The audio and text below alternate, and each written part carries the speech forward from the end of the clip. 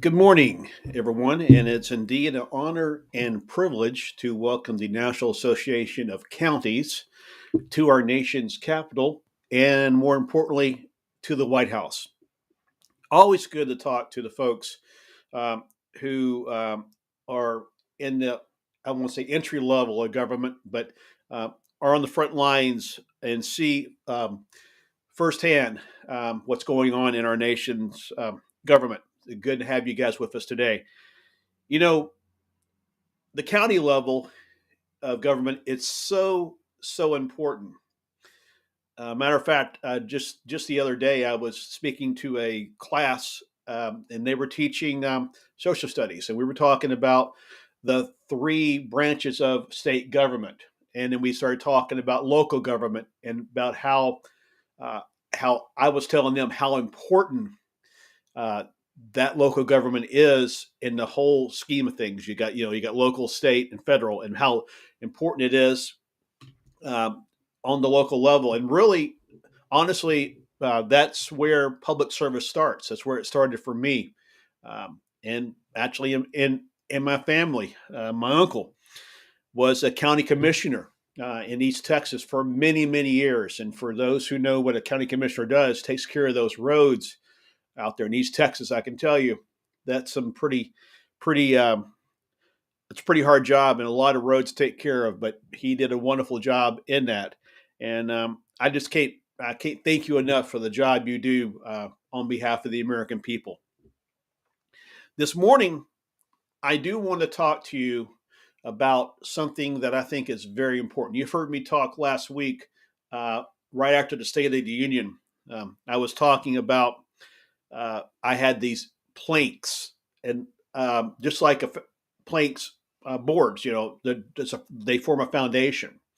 Well, one of my planks is education, and I'd like to address that with you this morning because I feel it's a very important topic uh, to talk about. You know, over the last 3 years,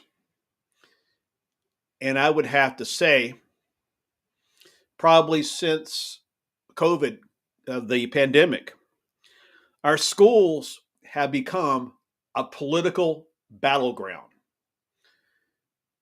And my friends, it is time for that to stop.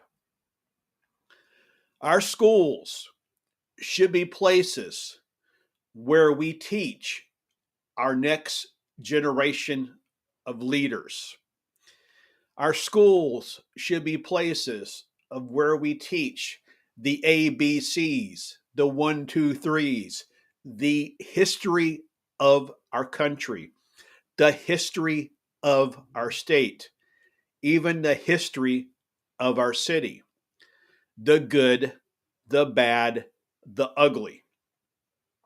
For it's teaching our next generation of leaders the good, the bad, the ugly, that they learn from the mistakes that had been made in the past and do the best they can to not repeat them. You know, not only has it become a political battleground, but educators are leaving the profession in record numbers. And you look at the teachers that are in our classrooms today, every one of them, for the most part, every one of them have a degree, sometimes an advanced degree.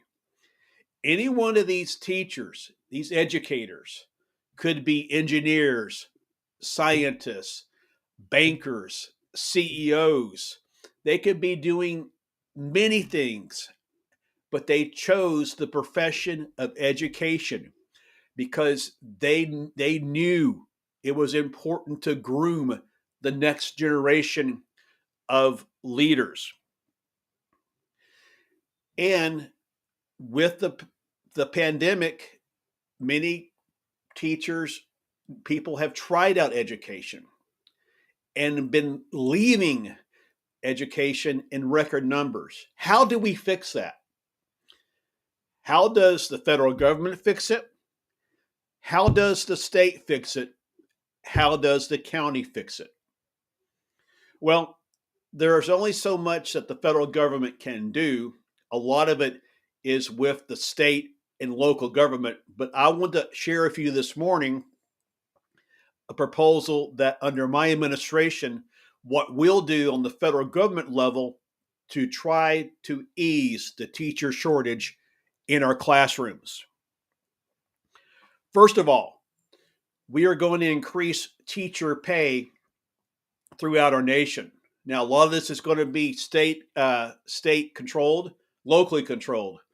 Some of the programs that are federally mandated, such as pre-K, kindergarten, those sort of things, we do have a little bit of control over on the federal level. Um, we'll see increases in teacher pay under my administration in a proposal that I want to have put forward. Secondly, how do we go about attracting more teachers to this profession?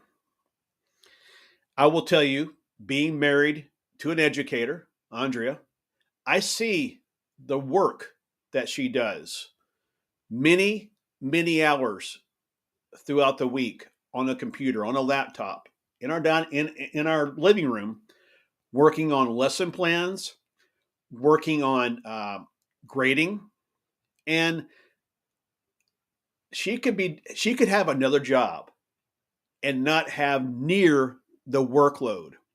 How do we make it better for her and the countless other teachers that are in the classroom? Well, what I would like to see phased in throughout our country is a 4-day school week. Now, I'll have to admit, when this idea was first proposed, I wasn't the biggest fan of it. I thought a 4-day school week, we would lose education. There would be a loss.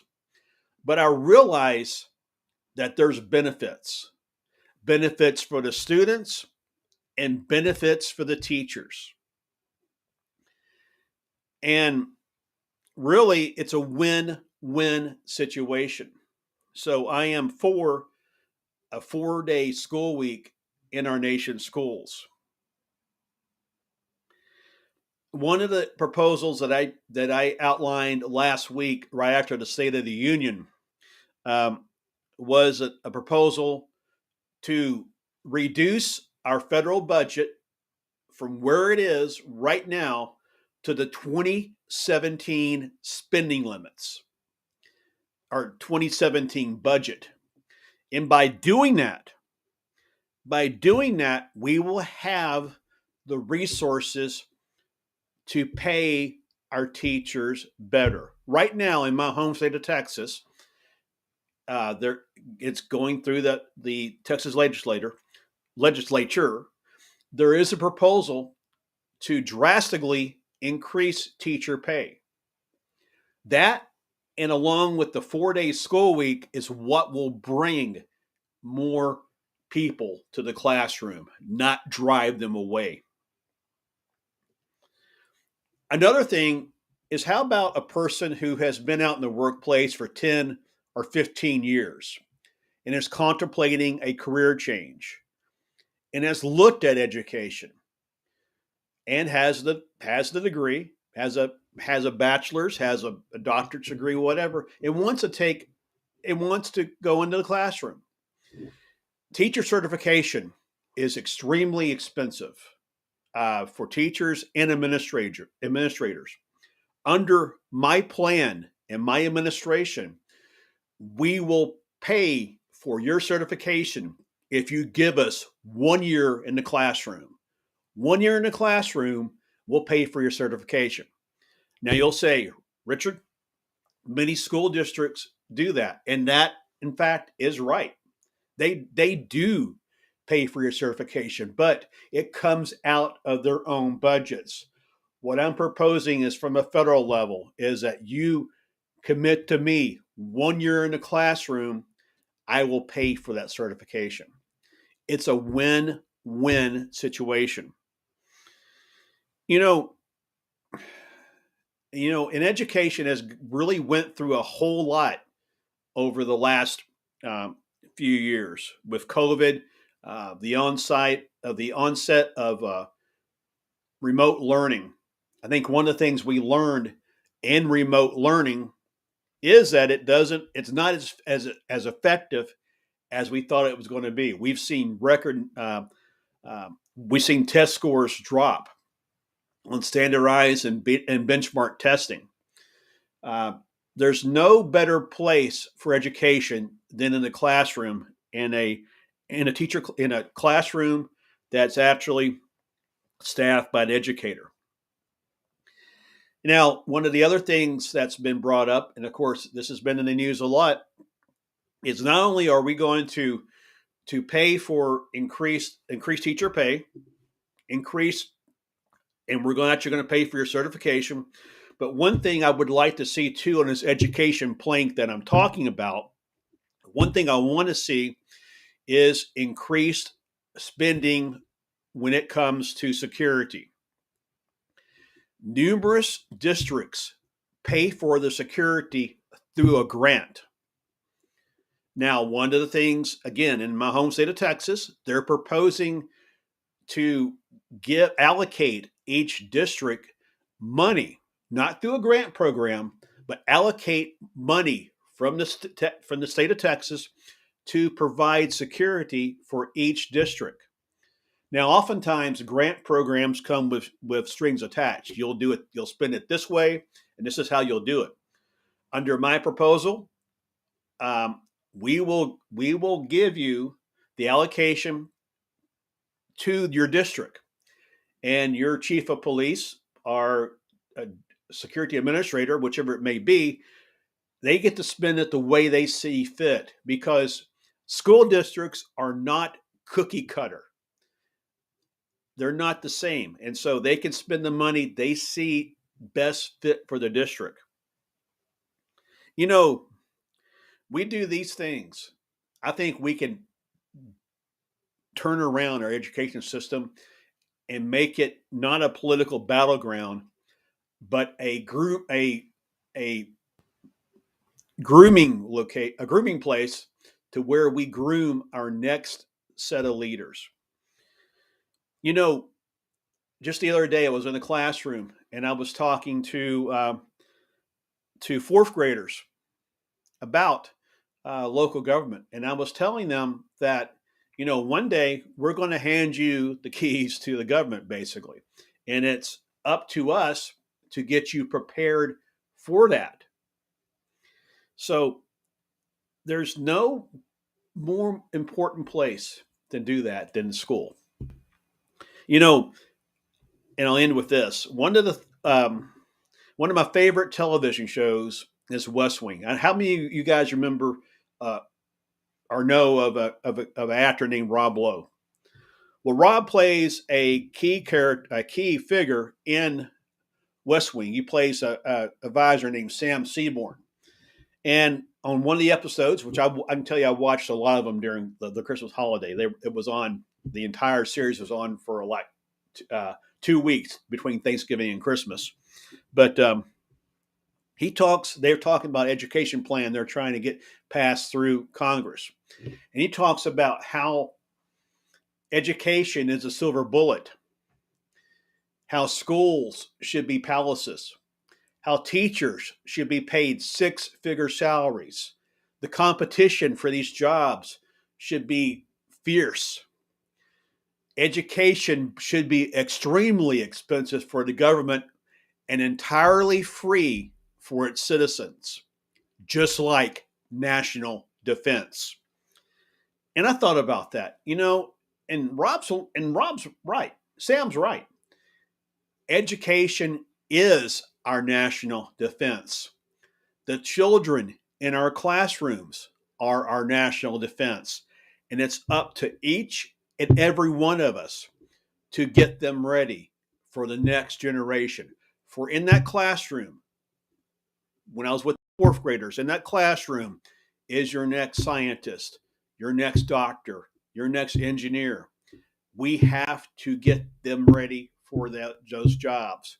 We do that There is no stopping this country from achieving the great dreams and the great ideals that it has. My friends, again, it's an honor and privilege to talk to you, to spend some time with you. Always love speaking to our county folks here. Good to have you here in Nation's Capital. Hope you enjoy your time up here. And again, thank you for the opportunity. May God bless you. May God bless our troops. And may God bless the United States of America. Thank you all very much. Thank you.